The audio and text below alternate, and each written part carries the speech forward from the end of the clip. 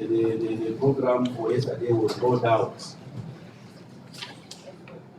Also, the day's end states, yesterday, the integrated mission planning teams started the planning, and they are all aware of their responsibilities.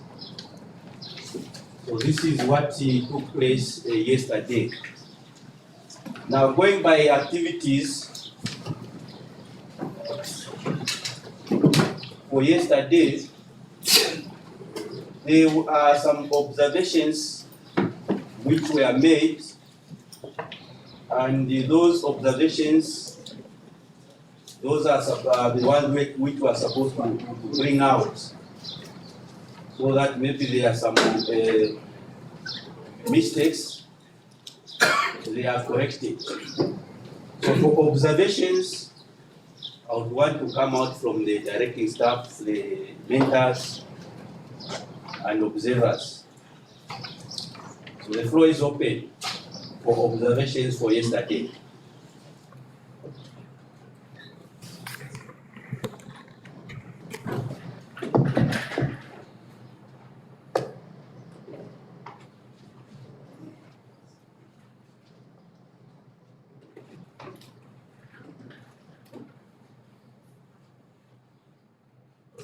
Yes, sir. Before going to that, may I introduce the last session? There's one foreign person who have just joined us. I would request that he goes in the front there and he faces us, greets us, is Kenao Mustafa, is from African Union, who should have been with us yesterday, but now is with us. And as you may be aware, this has been a missing link from all our planning, not only at SADC, also including ECOWAS. So their response, I'm glad that finally is here. We have had the chat about everybody chat with him. So I think now forward is we are going to have the full-time representation of African Union in all our deliberations. So we are here as the mentors to spearhead your agenda as African Union, because we are part and parcel of you. We can just beat the DSS. Thank you, sir. Thank you, John. Good morning, ladies and gentlemen. My name is Lieutenant Colonel Mustafa. I'm from the African Union. I work as the First Generation Officer for the BSOD. It's an honor to be here as a representative for the African Union. And as you know, the scenario that you are taking care of is African Union scenario. And me as a First Generation Officer, it's a great opportunity to assist how our document, how our policies is being implementing in such like scenarios. I'm looking forward to work with you also this week, so we can put spot on the shortfalls, the weaknesses. So when we return back, we know how can we amend our policies and documents in respect of the feedback from such an exercise. Thank you very much, sir. Thank you, my brother. Can continue. Yes, sir. The commander, sir, before you came, I was told that we started the brief and we had started, that I will again go through. Go ahead, there's a lot of mission. Forget about college hierarchy now. Yes, sir. Continue. Yes, I said we have a short morning brief to look at what activities that took place yesterday.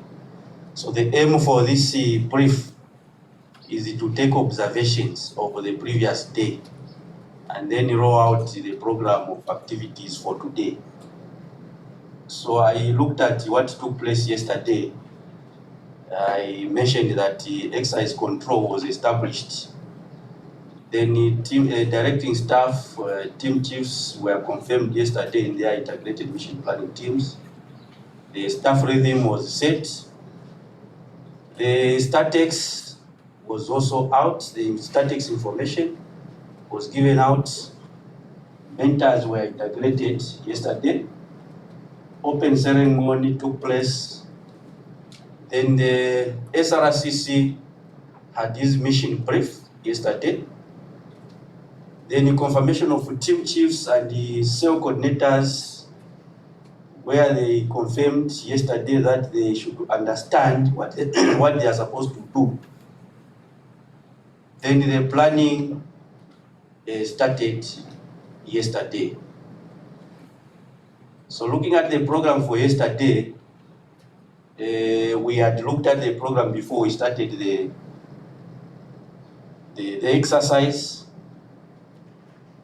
So with what took place yesterday, the day's end states is that the integrated mission planning teams started planning, and all the coordinators, they know their responsibilities. So this was the day's end state for yesterday. So now looking at what took place yesterday, there were some observations that were made. Maybe we bring out those observations so that maybe where we went wrong, we can correct the situation. So there are a number of observations that were observed by directing staff and the mentors. So I think we are free to bring out those observations.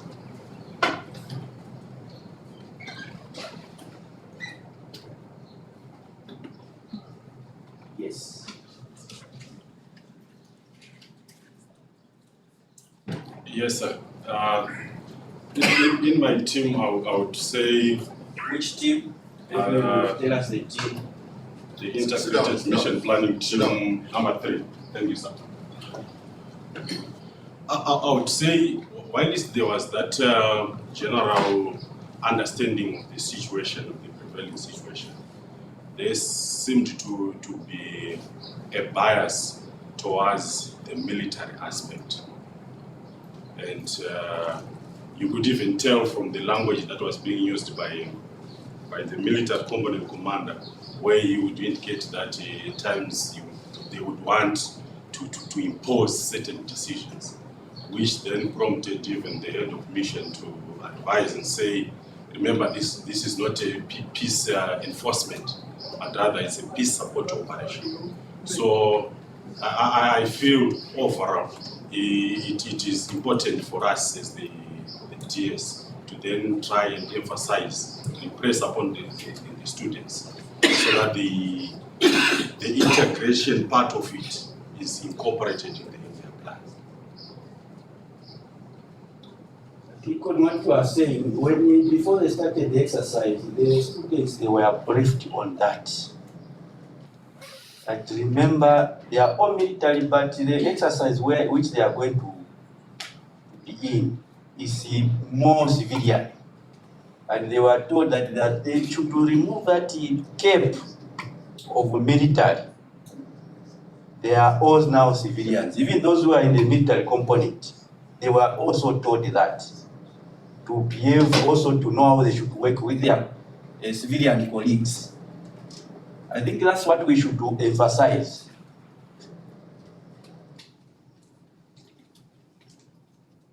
I don't know if there are additions on that one. Yes, sir. I think this also comes through in the way that the presentations are made. All the presentations I saw yesterday were very rigid, very military precise. That's not how a briefing would happen in a policy environment. In the aid memoir, Annex E has some very, very useful tips on how to do presentations. It's obvious that none of the people that I saw yesterday had seen this. I think it's very important that the DS bring to the attention of their students Annex E. It's only a few pages. I'll try and extract them so that they can be printed up as separate documents. But it's very, very useful. We would not have seen some of the mistakes that we saw yesterday in terms of typeface and all of that on PowerPoint if they'd read this. So that's very, very important.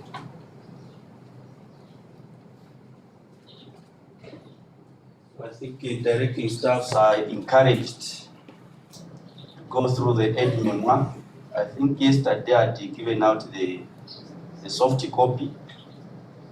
So in that same soft copy in the aid memoir, what the head of mission is mentioning there, it's there.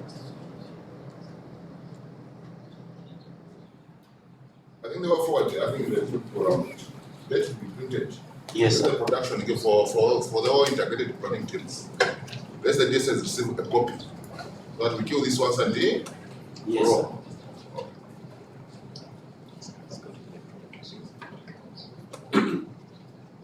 Any other observations? Yes, sir. I saw when I was in the IFPT rooms earlier, they're starting to work on the matrix. Have they been properly briefed about what the matrix is meant to do? Because in previous years, they've regarded it very much as a briefing tool, which it's not. It's a planning tool. These are the pencil notes that they make before they actually get into it, before they get into the final production. It's not the final production. It's not the presentation that they're going to make. Also, I think that they're going to probably need more guidance on how to do the matrix. Using your black books, you've got examples there of each of the lines of operation with suggestions which you can use to prompt the students to think. Otherwise, they're not going to get past, they're not going to get into second order analysis at all if you leave them to their own devices. I don't know what your experience as DS has been so far with the matrix. So the chief of staff, I don't know if you observed that one, which is being brought out. Those who are chiefs of staffs in the integrated mission planning teams.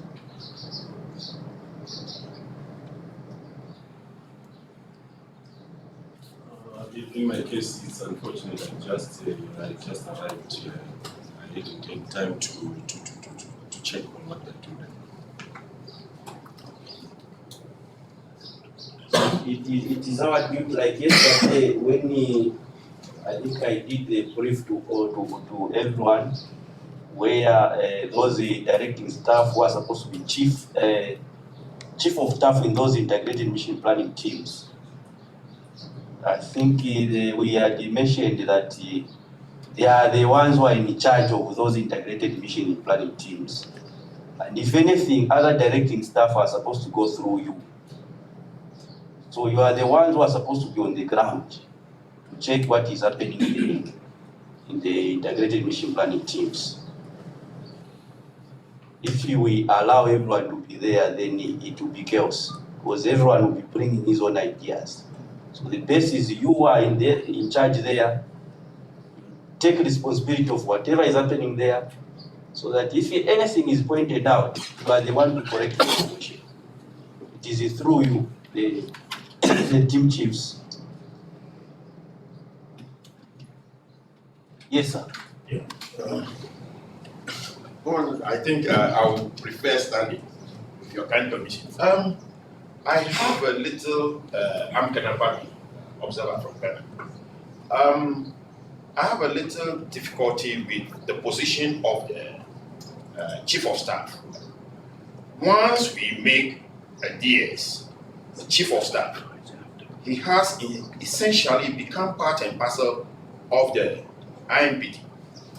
So if anything goes wrong, he will have to own it. When we come in there, we point out lapses, weaknesses, inadequacies. He bears responsibility. He shares that responsibility. I think that in order to exercise the students effectively, that position, that appointment should go to the student, so that the student becomes the chief of staff and then runs the show over there. Now, again, the DS, another DS being there, who will also be assisting, his location is very critical. If the DS is in there, he has also essentially become part and parcel of the team. So he will also bear responsibility for the inadequacies, weaknesses, and lapses, because he was there and saw through everything from the beginning to the end. So we go in there to listen to them. So probably what can be done is that DS be taken out. He has responsibility for the that team, but he should not be in location. Once in a while he pops in. They should know where he is. If they need guidance and anything, request for information, they go to him. But if he's inside there, he's part of the. And then again, when we come in there and we start hammering out the observations, he may not feel very comfortable. Conversely, the students who feel that, well, this is what the DS approved and then we did. So you see that it puts the DS in a very difficult position. So probably it might be too late now to want to change the whole dynamics, but we need to take a second look at it so that maybe the chief of staff side, we can't do anything, but the location of the DS, we should detach him a little bit. He should be somewhere. They should know where he is. He should be popping in every now and then, instead of being in there from the beginning to the end. That will not be quite okay. Thank you very much.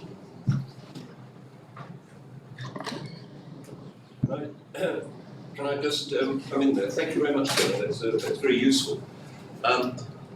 Certainly it's something we should bear in mind for following years. I think it's probably too late in the day to change that now. The reason that we do it this way is because we've only got a very short planning cycle. We've only got effectively 3.5 days to achieve before we get into rehearsals and presentations. And unless the students are guided very much hands-on by the DS, then nothing happens. They will go all over the place. Students in an IMPT, dealing with them, bringing them together, getting them to cohere, is a bit like trying to herd cats.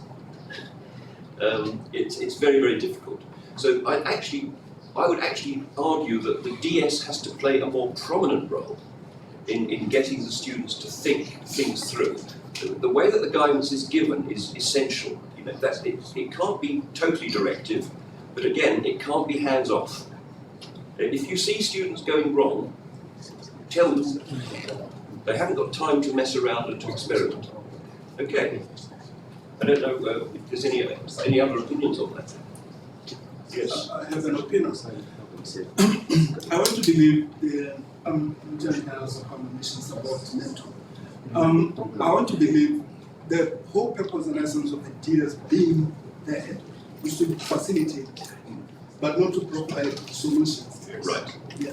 So, like the colonel from Ghana was saying, I want to believe they don't necessarily have to dwell there the entire period of planning. They should come give the students a push, and the product and solution should be the students, not the DS. And even when the mentors and others come in, it shouldn't be perceived as if they're accredited the DS. No, he is there to provide guidance, but the solution is of the students. Thank you, sir. Yes, sir. I think that of the is quite okay and correct. So the DS, firstly, we must be mindful of the short planning period we have. They're just for 3 days. We just did the turn of the trainers. The DSS themselves, they must go on top of things and understand the scenario and everything thoroughly. So that now when it comes for them to play the role of the chief of staffs, what is being brought out is correct. Is there to maintain the rhythm and to ensure that the planners, the DSS, the learners themselves, they are toiling on the right path. Otherwise, we waste a lot of time and we're not going to achieve what we want to achieve at the end of the 3 days. The period, the problem I've got here is the period. The period is too short. So the DSS agreed they may not be there throughout. Agreed they may not be there throughout, but they need to be popping as often as possible to ensure that the learners, they are on the right path. Otherwise, on the third day when we want to present this, we'll be off tangent. Thanks for those observations. I don't know if there are any more observations. Yes. Thank you very much. I'm Superintendent Cjax from Zambia Police. One general observation that I made yesterday from both the IMPT teams, students were not ready at the time we were going in. Meaning, it was like we just forced them to be ready, and it made them to panic when giving their presentation. So I think maybe they could be advised in good time to say we are going in, so that they set their place, so that they are ready for everything. And thereby, also when transiting to another presenter, like the last IMPT, they were panicking, which caused them to just run away from the podium without introducing the next presenter. So that one again, it goes back to ourselves. We need to be checking them, maybe even when they are conducting the SOs, so that we guide them. So it goes back to ourselves as directing staff. Any other observation, maybe last one? If there are no more observations, we look at the program for today.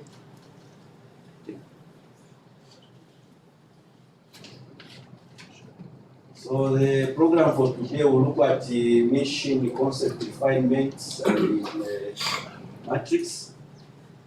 And the aim of this is to complete the planning process in accordance with the African Union doctrine.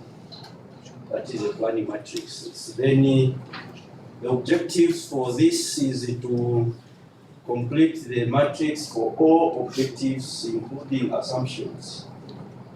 Then we understand the fundamental functionalities, responsibilities, and coordination requirements for each cell.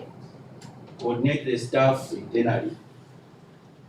That is the for today, activities for today. They need to drive a single cell planning, prompt collaboration between the planning cells, maintain momentum on the planning matrix, coordinate, support through mentors. Then those are what is supposed to take place today. And looking at the program for today, program.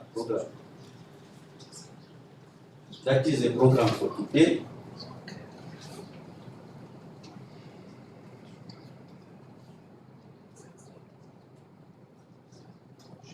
This program has been circulated to all the offices.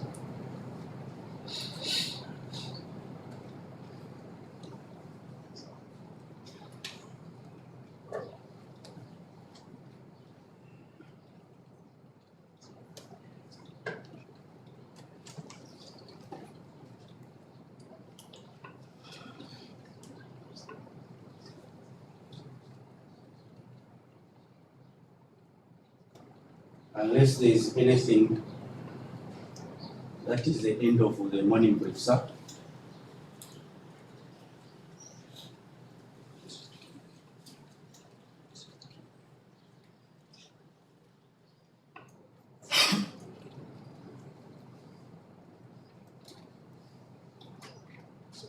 It's clear, but all the cases we must remind is that today is the most important day which is going to set the motion even for coming up with the matrix, which is now which is going to lead us now into coming up with the concept. As well as has been brought out, we are not going to be, on the final day, we are not going to be presenting the matrix, we'll be coming up with the concept. So let's, as DSS, let's be on top of things, let's be thorough, and let's guide our students.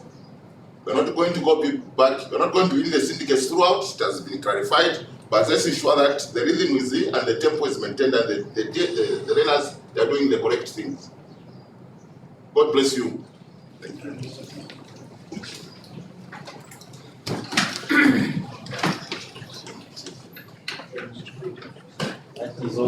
go back to our offices and we continue with the work for today.